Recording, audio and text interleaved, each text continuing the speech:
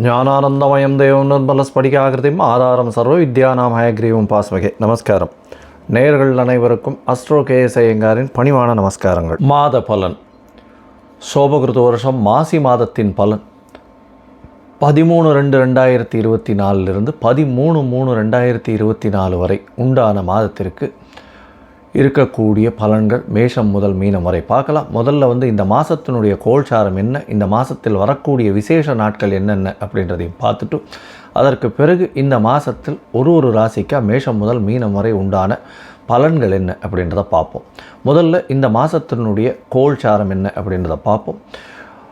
மேஷ ராசியில் குரு பகவானும், கன்னியா ராசியில் கேது பகவானும், மகர ராசியில் சுக்கிர பகவானும் செவ்வாய் பகவானும், சூரியன் சனி புதன் இந்த 3 கிரகங்களும் கும்ப ராசியிலையும், மீன ராசியில் ராகு பகவானும் இருக்கா. இந்த மாதத்தில் சூரிய பகவான் மகர ராசியிலிருந்து கும்ப ராசிக்கு பெயர்ச்சியாளர் 13ஆம் தேதி அன்றைக்கி சாயந்தரமாக.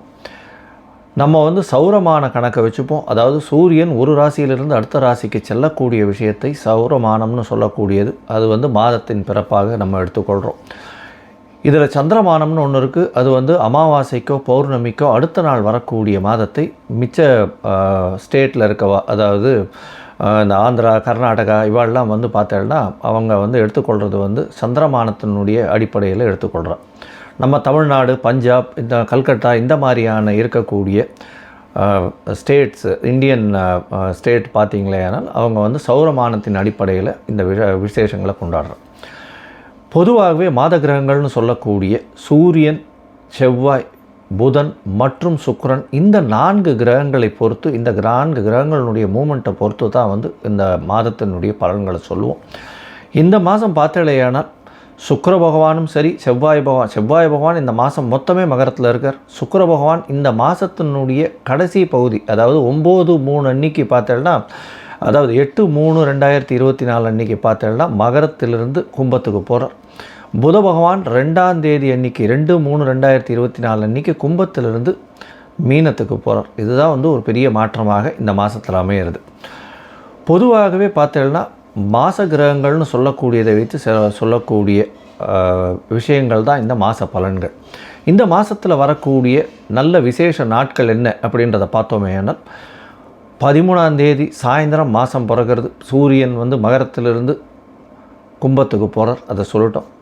16ஆம் தேதி பார்த்தேனால் ரத சப்தமி, அதாவது வளர்பிறையில் வரக்கூடிய 7ஆம் நாள், அமாவாசையிலிருந்து வளர்பிறையில் வரக்கூடிய 7ஆம் நாள் ரத சப்தமி அப்படின்னு பேர். அதுவும் மாசி மாதத்தில் வரக்கூடியது. இதன் மூலியமாக என்ன அப்படின்னா, இந்த ரத சப்தமியில் தேர்கால்கள், சூரிய பகவானின் தேர்கால் வடக்கு நோக்கி பிரயாணிக்க ஆரம்பிக்கிறது. அதனால் இன்னுமே வெப்பம் அதிகமாக இருக்கக்கூடிய காலகட்டமாக இருக்கும். சரி, 24ஆம் தேதி 24/2/2024 அன்றைக்கி பார்த்தேன்னா மாசி மகம். மாசி மகம்ன்றது பௌர்ணமி சொல்லக்கூடியது. மக நட்சத்திரத்திற்கு சந்திர பகவானும் சூரிய பகவான் ஏற்கனவே கும்பராசியில் இருக்கார். ஒருவருக்கொருவர் 180 பாகையை வரும்பொழுது பௌர்ணமி யோகம் வருது. மாசி மகம் அப்படின்றது பெரிய விசேஷம். குரு பகவான் அந்த சிம்மத்துக்கு வரும்போது மகாமகம் கொண்டாடுற ஒரு 12 வருஷத்துக்கு ஒரு தரமும் அது வரும். இந்த வாட்டி மாசி மகம் வருது. இது 24/2/2024 அன்றைக்கி வருது. இதற்கு அடுத்தது பார்த்தேன்னா 5/3/2024, அதாவது மார்ச் மாதம் 5ஆம் தேதி வாஸ்து நித்திரை விடும் நாள் அப்படின்னு போட்டிருக்கோம். புதிய கட்டடம் ஆரம்பிக்கிறது, புதிய இடம் வாங்கிறது, புதுசாக மனை அதாவது அடிக்கோல் இடுறது, அதை தவிர மனைக்கு வாசக்கால் வைக்கிறது, இது எல்லாமே இந்த வாஸ்து காலகட்டத்தில் பண்ணோம். கார்த்தால் 9:42 11:12 வரலும், அதாவது 1.5 மணி நேரம் இந்த காலகட்டங்கள் வரும். 1.5 மணி நேரம் அப்படின்னா 90 நிமிஷம்.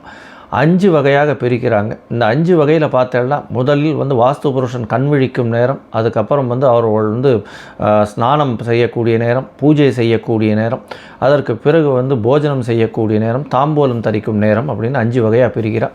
இதில் கடைசி 2 விஷயங்கள், அதாவது போஜனம் செய்யும் நேரத்திலையும் தாம்பூலம் தரிக்கும் நேரத்திலையும் நம்ம வாஸ்து பூஜையை பண்ணோமே ஆனால் அது சக்ஸஸ்ஃபுல்லாக வரும் அப்படின்றது இந்த ஜோசிய இதுவில் தெரிவிக்கப்பட்ட ஒன்று. ஜோசிய கிரந்தங்களில் தெரிவிக்கப்பட்ட ஒரு பெரிய விசேஷம். அதனால் எந்த ஒரு விஷயத்தை ஆரம்பிக்கணும் அப்படின்றதுனாலும் இந்த வாஸ்து புருஷன் கண்விழிக்கும் நாள் அந்த கடைசி 36 நிமிஷத்தில், அதாவது 9:42லேருந்து 11:12 வரலும் இருக்கக்கூடிய கடைசி 36 நிமிஷத்தில் வந்து பண்ணினர்களேயானால் அது வந்து வெற்றியை கொண்டு குவிக்கும் அப்படின்றத சொல்கிறோம். தவிர வந்து இந்த வாஸ்து நாள் அன்னைக்கு எந்த வகையான தோஷமும் கிடையாது. அதாவது திதி தோஷமோ, வார தோஷமோ, நட்சத்திர தோஷமோ, ராகுகாலம், யமகண்டம், எந்த ஒரு தோஷமும் கிடையாது. எல்லா விஷயத்தையும் எடுத்து செய்யலாம் அப்படின்றத சொல்கிறேன். அதற்கு பிறகு பார்த்தீங்களேயானால் விஜயேந்திர சரஸ்வதி சுவாமிகளினுடைய ஜெயந்தி வருது. அது வந்து 7/3/2024 அன்னைக்கு வருது. அதற்கு பிறகு 10ஆம் தேதி அன்னைக்கு 10/3/2024 அன்னைக்கு மாசி மாதம் அமாவாசை வருது. அமாவாசைன்றது வந்து மூதாதையர்களுக்கு செய்ய வேண்டிய கர்மாக்களை செய்யணும். தாய் தகப்பன் இல்லாதவர்கள் செய்ய வேண்டிய கர்மாக்கள், திதி கொடுக்கறதெல்லாம் கம்பல்சரியாக கொடுக்கணும்.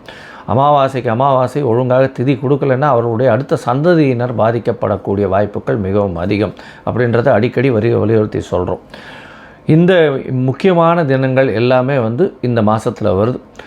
இதை தவிர ஒரு ராசியாக இப்போ வந்து மேஷம் முதல் மீனம் வரை எப்படி இருக்குது அப்படின்றத பார்ப்போம். அதற்கு முன்னாடி என்னுடைய மொபைல் ஃபோன் நம்பர் கீழே ஸ்க்ராலிங் ஆகிட்டுருக்கும். உங்களுக்கு அஸ்ட்ராலாஜிக்கல் கன்சல்ட் தேவைப்பட்டதுன்னா நீங்கள் எனக்கு ஃபோன் பண்ணுங்க. உங்களுடைய date, time, place of birth அனுப்பிச்சலையானால் என்னுடைய சார்ஜஸ் என்ன அப்படின்றத போட்டுட்டு அதில் சந்தி இருக்கா அப்படின்றத பார்க்கணும். அந்த டயத்தில் வந்து சந்திரன், அதாவது நட்சத்திர சந்தியோ, பாத சந்தியோ, லக்ன சந்தியோ, இல்லைன்னா வந்து ஒரு ராசியிலிருந்து அடுத்த ராசியில் இருக்கக்கூடிய சந்தியோ இருந்ததேயானால் அதன் பிரகாரம் வந்து பலன்கள் மாறும். அதனால் வந்து உங்களுடைய ராசிக்கு என்ன நட்சத்திரம் கரெக்டாக வருது, எந்த பாதம் கரெக்டாக வருதுன்றதை பார்த்து கோல்சார பிரகாரம் இன்றைய நிலையை வச்சுட்டு உங்களுடைய தசாபுக்தி அந்தரம் சூக்ஷ்மத்தை வச்சுட்டு உங்களுடைய பலன்கள் என்ன அப்படின்றதையும் பார்த்து என்ன எளிய பரிகாரம் பண்ண முடியும் அப்படின்றதையும் சொல்கிறேன்.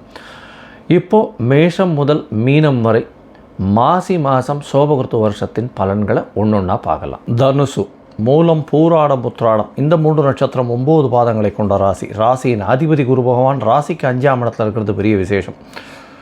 இந்த சோபகிருத்து வருஷத்தில் பார்த்தாலேயானால் இந்த டிசம்பர் மாதத்தில் உங்களுக்கு சனி பகவான் 7.5 சனியிலிருந்து 3ஆம் இடத்துக்கு சனி, பாத சனியிலிருந்து 3ஆம் இடத்துக்கு சனி பகவான் போனது பெரிய விசேஷம். கொஞ்சம் கொஞ்சமாக உங்களுடைய உடல்நிலையில் நல்ல ஒரு ஏற்றம் கிடைக்கும். ஒரு தொழிலில் பெரிய அபிவிருத்தி ஏற்படக்கூடிய வாய்ப்புகள் மிகவும் அதிகம்.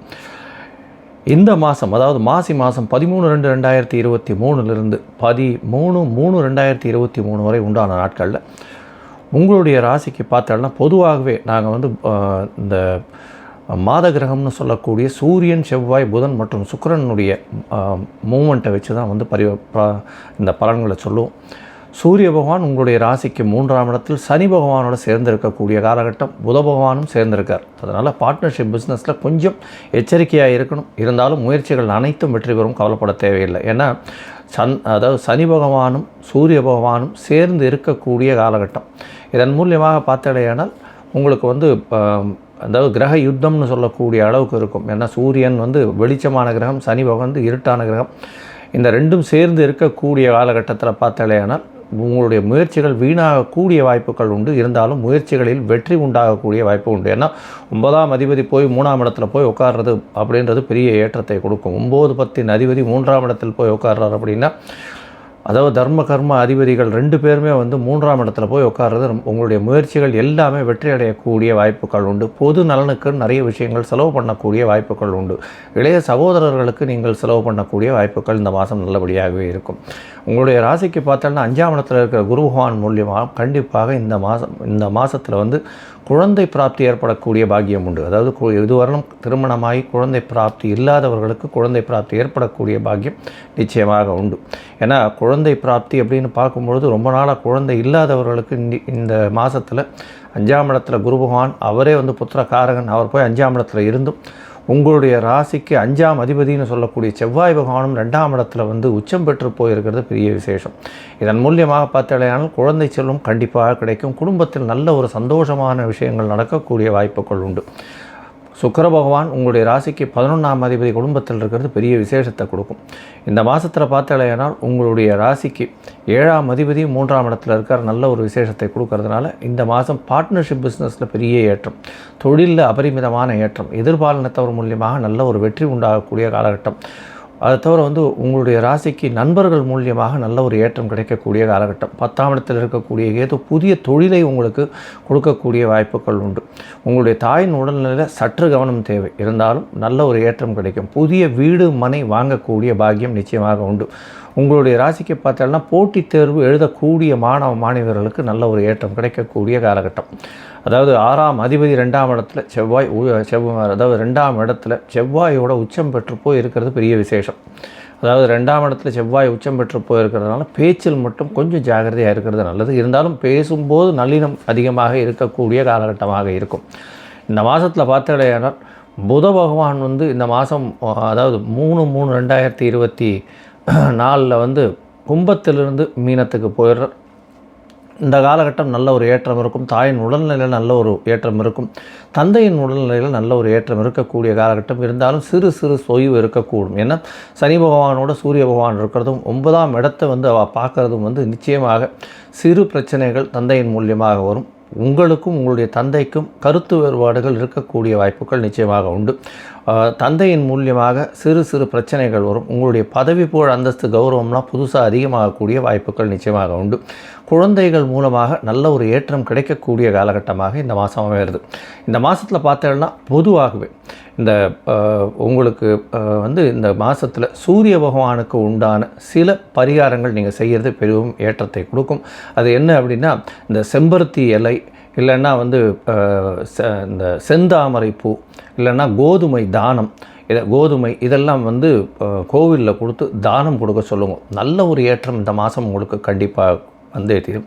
இதை தவிர கும்பகோணம் பக்கத்தில் இருக்கிற சூரியனார் கோவில் போயிட்டு வாங்க. சூரியனுடைய ஸ்தலம்னு போயிட்டு வாங்க. நல்ல ஒரு ஏற்றம் கிடைக்கக்கூடிய மாதமாக இந்த மாதம் வருது. இந்த மாதத்தில் மொத்தமாக பார்த்தேலையானால் இந்த தனுசு ராசிக்காரர்களுக்கு உடல் நலத்தில் நல்ல ஏற்றம் இருக்கும். குழந்தை பிராப்தி ஏற்படக்கூடிய பாக்கியம் உண்டு. குடும்பத்தில் நல்ல சந்தோஷமான நிகழ்ச்சிகள் நடக்கக்கூடிய வாய்ப்பு உண்டு. புதிய வீடு மனை வாங்கக்கூடிய வாய்ப்புகள் நிச்சயமாக இருக்கும். வண்டி வாகனங்களில் ஏற்றம் இருக்கும். முயற்சிகள் அனைத்திலும் வெற்றிகள் வரக்கூடிய வாய்ப்புகள் இந்த மாதம் உண்டு. மொத்தத்தில் இந்த மாதம் மாசி மாதம் சோபகிருத்து வருஷம் ஒரு பெரிய ஏற்றமான பொன்னான மாதமாக இந்த தனுசு ராசிக்காரர்களுக்கு இருக்கும். லோகா சமஸ்தா சுகினோ பவந்து. நன்றி, நமஸ்காரம். Astro KS Iyengar YouTube channel பார்த்தமைக்கு நன்றிகள். மேலும் இது போன்ற ஆன்மீக ஜோதிஷ தகவல்கள் உங்களை அடைய astro KS Iyengar YouTube channel subscribe செய்யவும், பெல் ஐக்கானை மறக்காமல் அழுத்தவும். நன்றி, வணக்கம்.